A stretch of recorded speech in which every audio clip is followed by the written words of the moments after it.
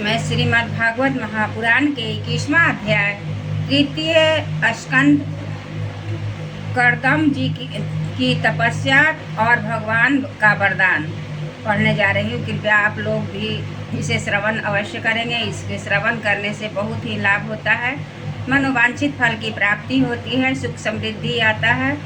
तो आप लोग इसे अवश्य श्रवण करेंगे। ओम नमो भगवते वासुदेवाय। ओम नमो भगवते वासुदेवाय।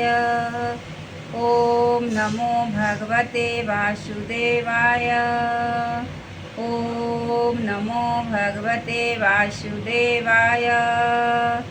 ओम नमो भगवते वासुदेवाय। एक बार बोलिए कृष्ण भगवान की जय, विष्णु भगवान की जय। श्री विदुर जी ने पूछा, भगवान, स्वयंभू मनु का वंश बड़ा आदरणीय माना गया है। उसमें मैथुन धर्म के द्वारा प्रजा की वृद्धि हुई थी। अब आप मुझे उसी की कथा सुनाइए। ब्राह्मण, आपने कहा था कि स्वयंभू मनु के पुत्र प्रियव्रत तथा उत्तानपाद ने सातों द्वीपों वाली पृथ्वी का धर्म पूर्वक पालन किया था तथा उनकी पुत्री जो देवहूति नाम से विख्यात थी, कर्दम प्रजापति को ब्याही गई थी। देवहूति योग के लक्षण आदि से संपन्न थी। उससे महायोगी कर्दम जी कितनी संतानें उत्पन्न की, वह सब प्रसंग आप मुझे सुनाइए। मुझे उसके सुनने की बड़ी इच्छा है। इसी प्रकार भगवान रुचि और ब्रह्मा जी के पुत्र दक्ष प्रजापति ने भी मनु जी की कन्याओं का पानी ग्रहण करके उनसे किस प्रकार क्या क्या संतान उत्पन्न की, यह सब चरित्र भी मुझे सुनाइए। मैत्रेय जी ने कहा, विदुर जी, जब ब्रह्मा जी ने भगवान कर्दम को आज्ञा दी कि तुम संतान की उत्पत्ति करो, तो उन्होंने 10,000 वर्षों तक सरस्वती नदी के तीर पर तपस्या की। वे एकाग्र चित्त से प्रेम पूर्वक पूजनोपचार द्वारा शरणागत वरदायक श्री हरि की आराधना करने लगे। तब सतयुग के आरंभ में कमल नयन भगवान श्री हरि ने उनकी तपस्या से प्रसन्न होकर उन्हें अपने शब्द ब्रह्ममय स्वरूप से मूर्तिमान होकर दर्शन दिए। भगवान की वह भव्य मूर्ति सूर्य के समान तेजोमयी थी।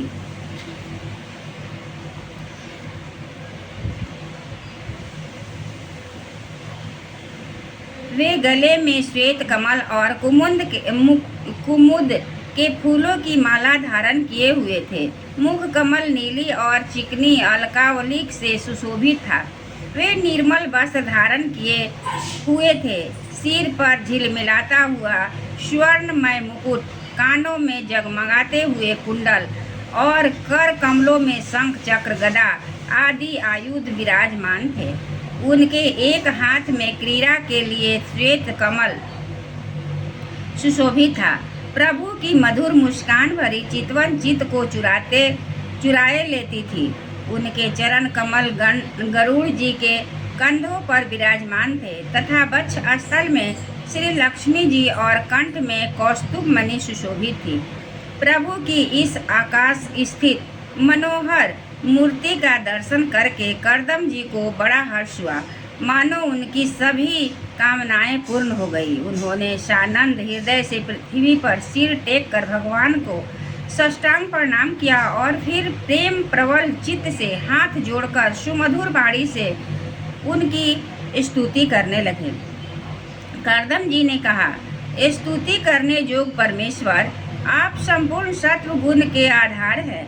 जोगी जन उत्तरोत्तर शुभ जोनियों में जन्म लेकर अंत में योग अस्त होने पर आपके दर्शनों की इच्छा करते हैं।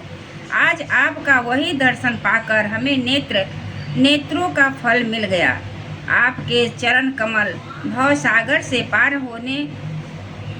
पार जाने के लिए जहाज हैं, जिनकी वृद्धि आपकी माया से मारी गई है, बुद्धि आपकी माया से मारी गई है। वे ही उन तुच्छ क्षणिक विषय सुखों के लिए जो नरक के भी मिल सकते हैं, उन चरणों को आश्रय लेते हैं।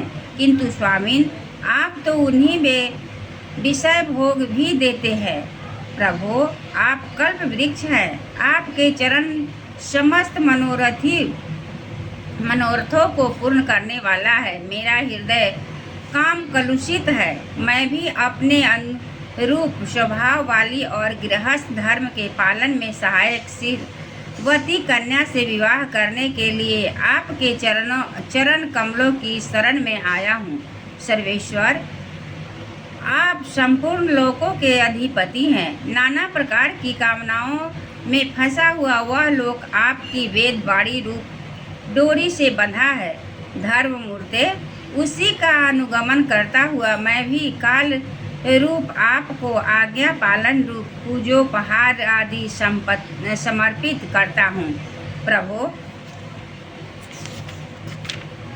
प्रभु, आपके भक्त विषयासक्त हो लोगों और उन्हीं के मार्ग का अनुसरण करने वाले मुझ जैसे कर्मजर पशुओं को भी न गिनकर आपके चरणों की छत्र छाया का ही आश्रय लेते हैं तथा परस्पर आपके गुणगान रूप मादक सुधा का ही पान करके अपने क्षुधा पिपासा आदि देह धर्मों की शांत करते रहते हैं। प्रभु, यह काल चक्र बड़ा प्रबल है। साक्षात ब्रह्म ही उसकी घूमने की धुरी है। अधिक मास सहित 13 महीने अरे है, 360 दिन जोड़ है। 6 ऋतु नेमी हाल है। अनंत क्षण पल आदि उसमें पत्राकार धाराएं हैं तथा 3 चतुर्मास इसके आधारभूत नाभि है। यह अत्यंत वेगवान सर्वशत्रुप काल चक्र चराचर जगत की आयु का छेदन करता हुआ घूमता रहता है, किंतु आपके भक्तों की आयु का ह्रास नहीं कर सकता। भगवान, जिस प्रकार मकड़ी स्वयं ही जाले को फैलाती उसकी रक्षा करती और अंत में उसी को निगल जाती है, उसी प्रकार आप अकेले ही जगत की रचना करने के लिए अपने से अभिन्न अपनी जोग माया को स्वीकार कर उससे अभिव्यक्त हुई अपनी सत्वादी शक्तियों द्वारा स्वयं ही इस जगत की रचना पालन और संहार करते हैं। प्रभु, इस समय आपने हमें अपनी तुलसी माला मंडित माया से परिच्छिन्न सी दिखाई देने वाली सगुण मूर्ति से दर्शन दिया है। आप हम भक्तों को जो शब्द आदि विषय सुख प्रदान करते हैं, वे माइक होने के कारण यद्यपि उसको पसंद नहीं है, तथापि परिणाम हमारा शुभ करने के लिए वे हमें प्राप्त हो। नाथ, आप स्वरूप से निष्क्रिय होने पर भी माया के द्वारा सारे संसार का व्यवहार चलाने वाले हैं तथा थोड़ी सी उपासना करने वाले पर भी समस्त अभिलषित वस्तुओं की वर्षा करते रहते हैं। आपके चरण कमर वंदनीय है। मैं आपको बार बार नमस्कार करता हूँ। मैत्रेय जी ने कहा, भगवान की भौहें प्रणय मुस्कान भरी चितवन से चंचल हो रही थी। वे गरुड़ जी के कंधे पर विराजमान थे। तब जब करदम जी ने इस प्रकार निष्कपट भाव से उनकी स्तुति की, तब वे उनके अमृतमयी वाणी से कहने लगे। श्री भगवान ने कहा,